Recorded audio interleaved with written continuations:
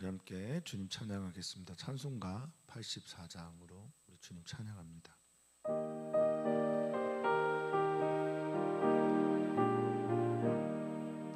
온 세상이 캄캄하여서 참 빛이 없었더니 그 빛나는 영광 나타나 온 세상 빛이었네.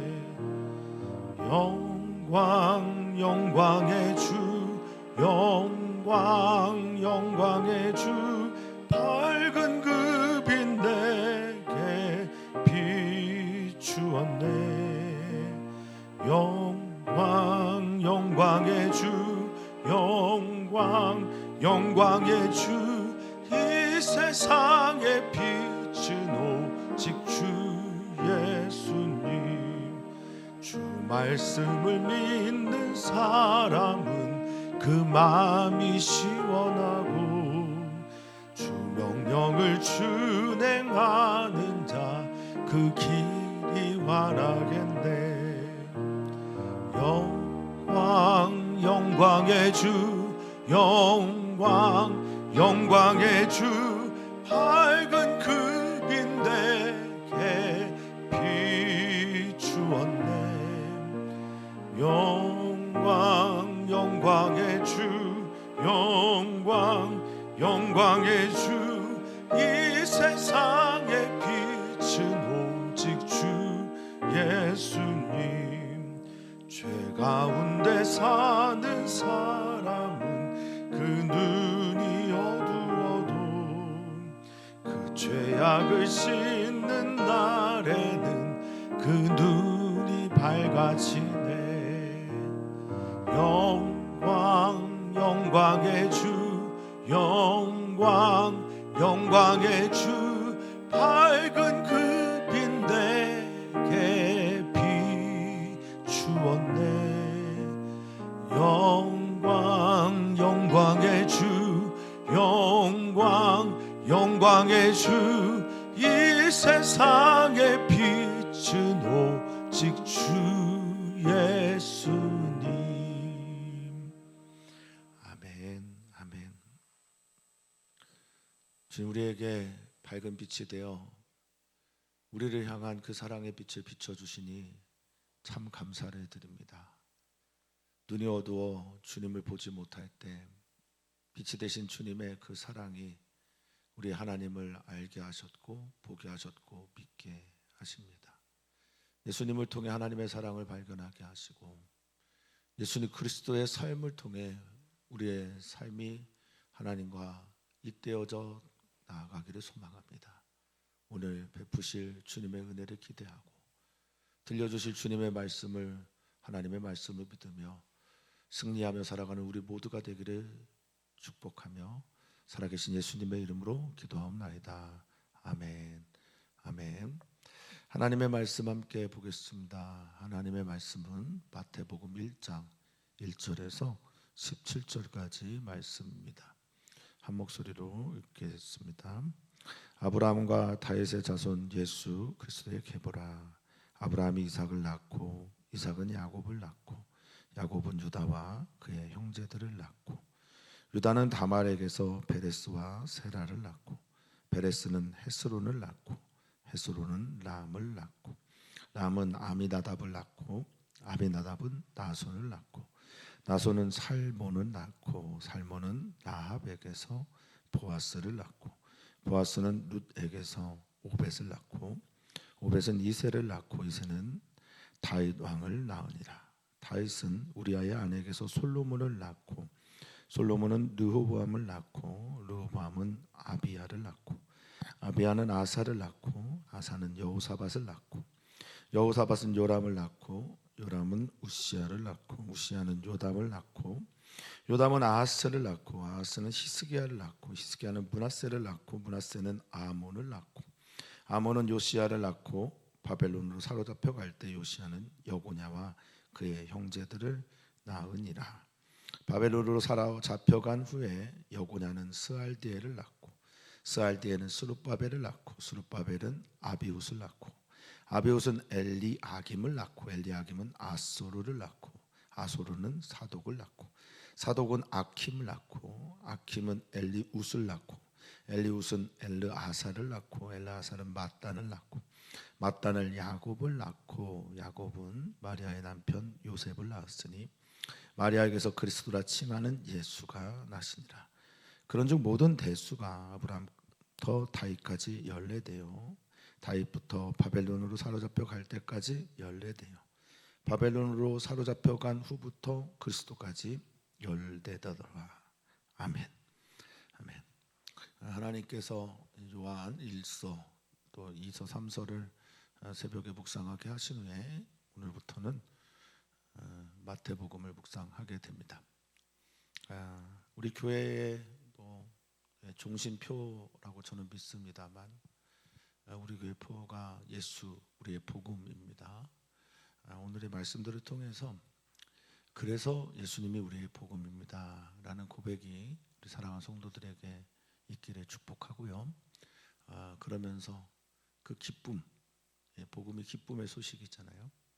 로마나 당시의 시대가 말하는 복음 말고 우리에게는 예수님이 이래서 복음입니다 라고 하는 고백이 마태의 시절 그때만이 아니라 그 시대를 초월하여 그 시대에 있는 사람이나 지금의 사람에게나 누구에게나 보편적으로 변하지 않고 절대적인 거룩한 복음이 오늘 이 시대를 살고 있는 우리들에게도 그렇습니다. 예수님이 우리의 복음입니다 라고 고백하는 모든 시간들이 되기를 바라겠습니다. 설교학을 배우면요, 설교에서 가장 중요한 것은 바로 서론이라고 이야기를 합니다. 그 첫 번째 이야기에서 회중과 또 말씀을 전하는 이 스피치가 되는 사람이 하나의 마음으로 모아져야 되고 그리고 그 이야기에 집중하겠다라고 하는 그 서론이 매우 중요한 이야기가 된다고 합니다. 당연하죠. 그리고 설교 때만이 아니라 책을 쓰는 사람들도요, 이 서론을 가장 나중에 씁니다. 본론과 결론을 잘 쓴 다음에 기록한 다음에 서론을 쓰면서 내가 하고자 하는 이야기를 다시 한번 사람들에게 정리를 하게 하죠. 그래서인지 모르겠습니다만 오늘 우리가 읽은 마태복음의 이 첫 문장 굉장히 중요하고요. 이 중요한 이것은 이 1절에 있는 말이 이 마태복음의 사실은 표제어가 되는 겁니다. 제목이 되는 거예요. 그래서 이 제목부터 읽어 나가는 사람들이 혹은 이것을 읽고 사람들에게 전하는 메시지로 전달하게 될 때 이 표제어가 받아들여지지 않으면 그 다음 장을 넘길 수가 없기 때문에 더 그렇습니다. 당시에 이제 책이 어떻게 만들어졌는지 여러분들 잘 아실 겁니다. 코덱스 형식으로 양피지에 이렇게 적혀 있다면 이 장을 넘길 때마다 처음에 기록되어 있는 이야기가 매우 중요하죠. 지금처럼 장절 구분이 되어 있는 때가 아닙니다. 그러니 얼마나 찾아 읽기가 또 중간에 읽기가 힘들겠어요. 어쨌든 오늘 우리가 1절 아브라함과 다윗의 자손 예수 그리스도의 계보다 세계다라고 번역되어 있는 이 말은 그래서 마태복음의 문을 여는 매우 중요한 말씀이 됩니다. 그래서 성경은 너무나 당시에 기록할 때마다 양 혹은 피지, 양피지 그리고 어떤 경우는 나무에도 기록하기도 하고요. 어쨌든 이 기록의 과정이 너무나 주름지고 집중되어져 있었기 때문에 말입니다. 어떠한 경우에도 성경은 아무 말 대잔치를 하지 않습니다.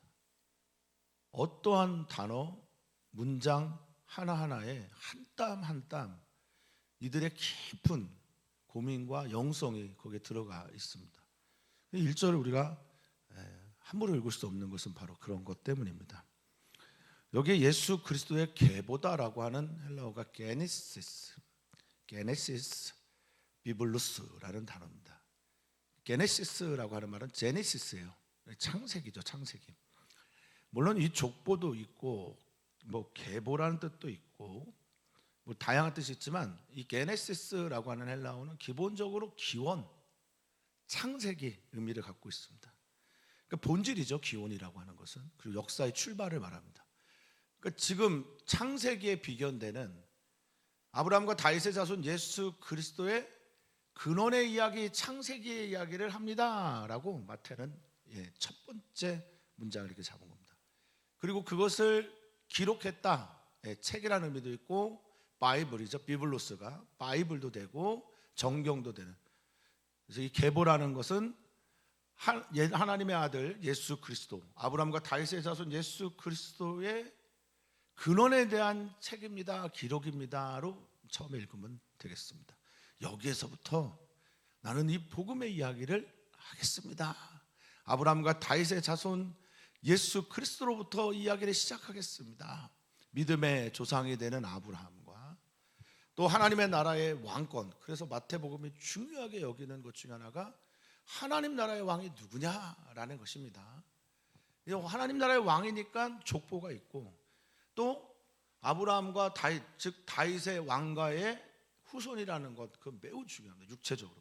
그런데 그것을 넘어선 또한 신앙의 고백이 마태복음에는 중요하게 다뤄져 있습니다. 최초의 이야기, 구원의 이야기, 시작의 이야기를 우리가 들여다보는 겁니다. 그리고 이 들여다본 이후에 우리는 이렇게 고백할 겁니다. 유대인의 입장에서 보면 그래서 예수님이 우리의 복음입니다. 그들의 복음뿐 아니라 오늘 우리들의 복음이기도 합니다. 이런 고백이 우리 성도님들에게 있기를 바라겠습니다. 아브라함부터 예수님까지의 족보를 6절과 11절 그리고 16절에 가서 다시 한번 이렇게 정리를 하는 형식인데요. 6절의 끝에 무엇이라고 되어 있습니까? 낳으니라 이렇게 되어 있고요.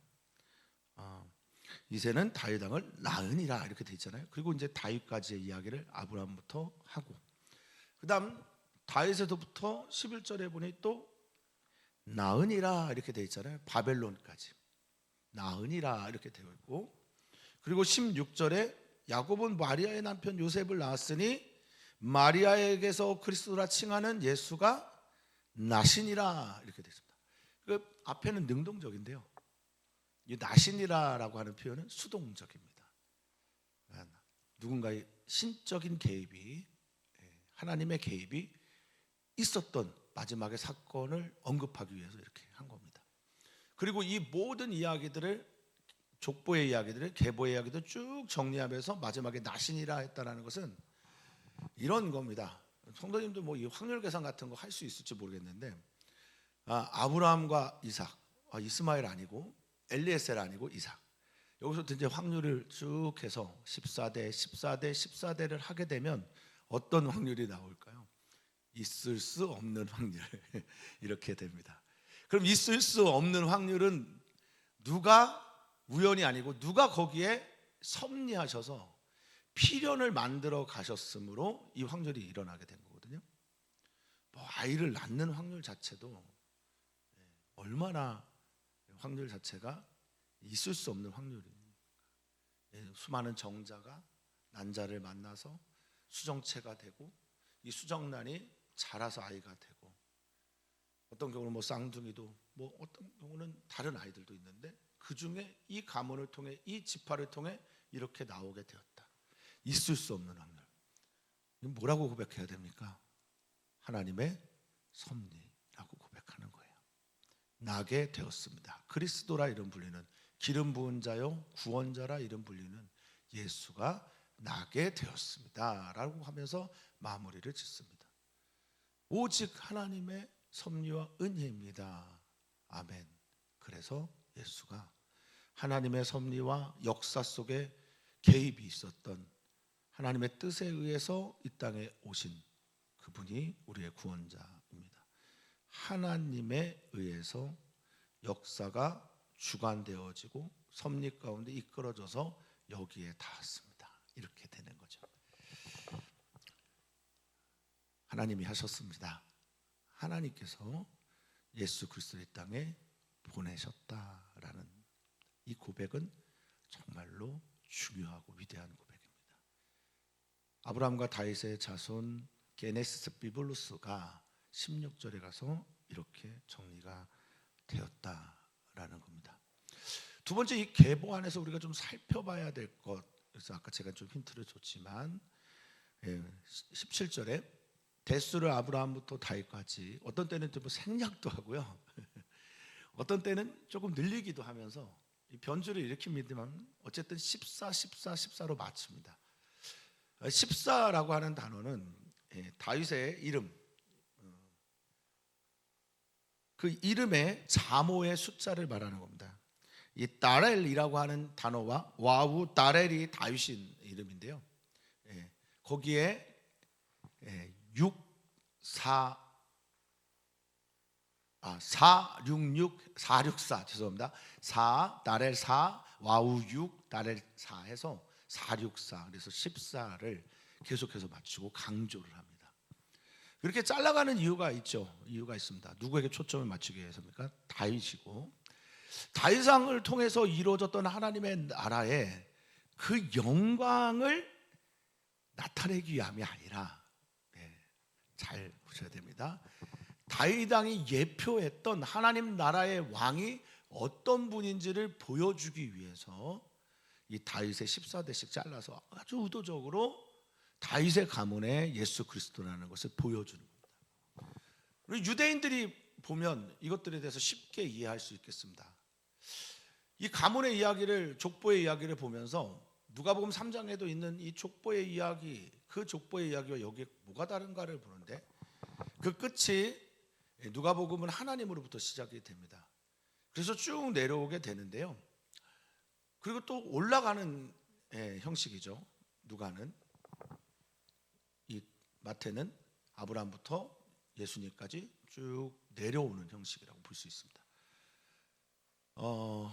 그런데 이 마태복음은요, 유대인들을 중심으로 해서, 유대인들이 많은 공동체에서 세상을 향해 나아가는 복음의 메시지를 가지고 있고요. 누가는 이방인들이 많은 공동체에서 하나님의 섭리를 바라보면서 유대인들을 향해 나아가는 방식으로 그리고 기록이 되어 있습니다. 그런데 지금 이 마태복음을 읽으면서 이방인들에 향하여 하나님이 어떤 마음으로 이 족보를 이어가셨는지를 살피기 위해서 등장한 인물들이 있는데, 그러니까 예수님이 우리의 복음인데 유대인들만의 복음이 아니고요, 아브라함과 다윗의 자손 예수 그리스도의 족보며 세계지만 이 족보와 이 세계가 이방인들을 향해 열려 있다라는 것을 보여주기 위해서 나타낸 사람들이 바로 여인들입니다. 여인들. 당시의 여인들은 사람의 숫자에도 들어가지 않을 정도였고요. 힐렐 학파는 아주 너무나 강력하게, 심각하게, 여자가 밥을 못해도, 여자가 당신 이혼이라고 여자에게 3번 말하면 그냥 이혼이 된다라고 말하는 정도로 여성에 대한 인권 자체가 없는 그런 시대에서 여기에 여성들을 기록했다라는 건 엄청난 겁니다. 그것도 예수 그리스도라고 하는 구원자의, 메시아의 족보의 말입니다. 이건 정말 센세이션하는 사건입니다. 그런데 이 여인들이요, 거기다가 여러 가지 특징들을 가지고 있지만 그것들을 종합해 보면 결혼에 실패했거나, 다말이 대표적이고, 우리아의 아내 밧세바도 마찬가지고, 또 룻도 그렇습니다. 또는 이방 여인이거나, 룻도 그렇고요, 그리고 라합도 그렇습니다. 그리고 이 사람들이 이방인과 결혼을 했거나, 우리아의 아내 밧세바를 말하죠. 햇사람과 결혼했습니다. 이런 일들을 여기에다 기록을 했다라는 거예요. 유대인들은 배타적이고 이 가문을 너무너무 중요하게 생각하는데, 이 추문거리가 되는 사람들을 아주 의도적으로 기록했습니다. 숫자에도 들어가지 않고 죄인이라 여겨졌고 특히 모압의 여인 모압 사람들은 10대가 지나도 여호와의 회중에 들어오지 못할 정도로 강력한 저주와 장치를 만들어 놨음에도 불구하고 말입니다. 이들을 예수님의 족보 안에 담습니다. 예수님이 어떤 분인지를 가르쳐 주고 있는 거죠. 예수님이 어떠한 사람들을 위해 이 땅에 오셨는지를 보여주기 위함입니다. 그래서 예수님이 우리의 복음입니다. 이방인들, 이방 여인들, 결혼에 실패한 사람들, 추문거리만 만들어내는 사람들, 사람들이 볼 때 왕의 족보에 유대인들의 배타주에 절대 들어올 수 없는 사람들을 여기에 담았다라는 겁니다. 하나님이 어떠한 마음을 갖고 계신지를 우리에게 가르쳐주고 있는 거죠. 하나님의 나라에 당신의 자리가 있습니다. 우리의 자리가 있습니다. 이방인인 우리의 자리가 있고, 당시에 사람 취급도 당하지 못했던 그 사람들의 자리가 하나님의 나라에 있습니다. 예수님이 만들어갈 이야기에는 이런 사람들이 배제되지 않습니다. 그래서 우리는 예수가 우리의 복음이라고 고백합니다. 아까 제가 말씀드렸지만 이 족보가 하나님의 섭리에 의해서 하나님께서 주관하시지 않으면 일어날 수 없는 확률로 기록된 것이라고 한다면, 하나님은 그렇다면 왜 이렇게 기록하셨냐라고 물으신다면, 예수님과 함께 만들어갈 하나님 나라 천국 이 복음에서 그들이 결코 배제되지 않는다. 혈통의 이유로, 죄인이라는 이유로, 그리고 인권이 저 바닥에 있다는 이유로 배제되지 않습니다. 우리 주님은 모든 사람들을 위해 그 문을 열어주신 분이라는 겁니다. 살아가는 성도님들과 저를 포함해서 말입니다.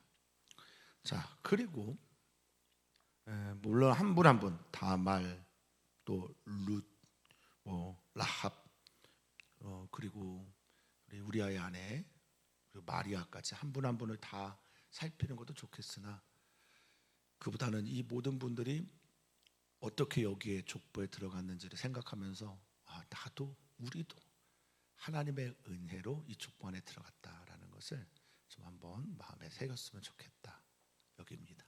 또 하나가 있어요. 보통의 이제 이스라엘 백성들이 족보를 기록하는 방식은 태어나서 몇 세에 죽었더라, 누구를 낳고 죽었더라 하면서 이 족보를 정리를 하거든요. 나가서 누구를 낳고 누구와 결혼해서 죽었다 이렇게 정리를 하는데요. 여기에는 낳고만 있어요. 죽었다라는 이야기가 없습니다. 낳았다, 낳았다, 낳았다. 그리고 그들이 이어져서 쭉 누구까지 오냐면 예수 그리스도까지 옵니다. 예수님은 낳게 하는 존재다, 거듭나게 하는 존재다, 태어나게 하는 존재다, 다시 살게 하는 존재다 라는 것을 강력하게 메시지로 담고 있는 겁니다. 우리는 점점 잊어지게 됩니다. 아브라함이 이런 존재였지, 믿음의 사람, 믿음의 조상이었지, 또 다윗이 왕이었지, 이렇게 얘기하면서 낳고 하면서 마지막에 마리아에게서 그리스도라는 예수가 나시니라까지 우리는 나음의 이야기를 통해서 예수님이 우리도 어떻게 해요? 다시 태어나게 하신다라는 것을 고백하게 합니다. 계속해서 낳고 하다가 결국 누구도요? 나도 우리 주님에 의해서 다시 태어나게 될 거다라는 것을 알게 됩니다. 자, 마지막으로 이 족보를 조금 살펴보면요, 아브라함부터 다윗에까지는 14대는 상승입니다. 그리고 다윗부터 바벨론으로 가기까지, 그래서 중요한 인물 요시아와 그의 형제들을 낳았다라고 하는 바벨론 이주까지, 바벨론 유스라고 합니다만, 여기까지 또 내려가다가 바벨론 유스에서 14대까지는 아예 저 밑바닥으로 내려갑니다. 그래서 왕족 중에 하나인 이 요셉이 아이를 낳을 곳이 없어서 말밥통에서 낳을 그런 것까지 내려갑니다.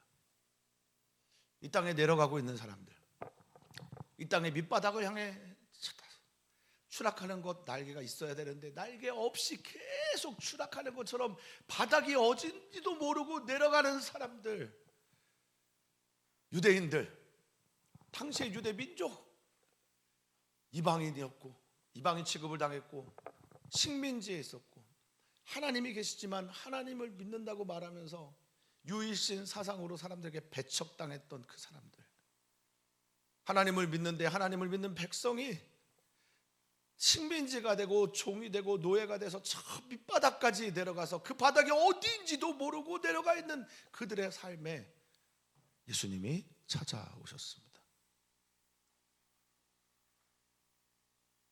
고든이라고 하는 목사님이 이런 얘기를 합니다.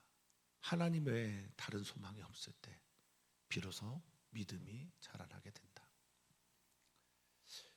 그들을 향해 내려오셔서 찾아오셔서 그들의 메시아가 되신 예수님, 마리아에게서 그리스도 하는 예수가 나시니라. 할렐루야, 아멘. 그러면서 이들은 가장 낮은 나에게, 가장 천한 나에게, 가장 비천한 나에게, 가장 연약한 나에게, 버려져 아무런 사람도 존재도 없는 것처럼 여겨지는 나에게 우리 주님이 찾아오셨다라는 것을 고백합니다.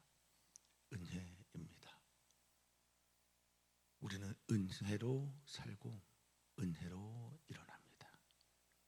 사랑하는 성도님들의 삶도 내려와서 만나주시는 하나님을 깊이 경험하는 은총, 그 은총의 세계에 들어가시기를 축원하고 축복합니다. 오늘 우리는 기도합니다. 우리 남선교회, 여선교회를 위해서 기도합니다. 그리고 우리는 기도합니다. 오늘부터 시작되는 청소년 수련회를 위해서 간절하게 기도합니다.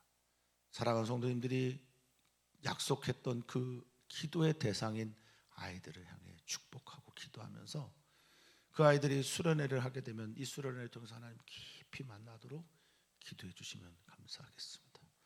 또한 이 기도하면서 수련회에 참여하는 목사님과 선생님들에게 주님의 기름 부으심이 있어서 아이들을 위해 중보할 때 아이들이 하나님 깊이 만나는 역사의 경험을 하도록 그렇게 기도해 주시면 감사하겠습니다. 지난 토요일에 결혼했던 우리 이현주, 이진경 형제자매를 기억해 주시고 기도해 주시고, 지난 금요일에 우리에게 선물처럼 다가온 우리 하리 위해서도 기도를 부탁을 드립니다. 임신하여 출산을 앞에 두고 있는 이진성 형제의 자매 김진아 자매와 그와 태아 또롱이를 위해서도 기도 부탁을 드립니다. 진경호 형제와 이은선 자매 태아도, 또 양준영 형제와 박재 자매 태아도 위해서 기도 부탁을 드립니다. 살아계신 하나님, 오늘 우리의 아버지가 되시는 하나님, 오늘 우리의 복음이 되시는 예수 그리스도 주님은, 그래서 주님은 우리의 복음입니다. 낮은 자를 향해 하나님의 놀라운 섭리 가운데 나 같은 죄인도 품어 안으시는 예수님의 족보 이야기를 통해서 우리 주 예수 그리스도는 우리의 복음이 되십니다. 그 복음 기쁜 소식을 우리의 가슴에 새기며 그 기쁜 소식을 마음에 누리며 그 기쁜 소식으로 기뻐하며 살아가는 우리 사랑하는 성도들 되게 하여 주시옵소서. 감사하며 예수님의 이름으로 기도하옵나이다. 아멘.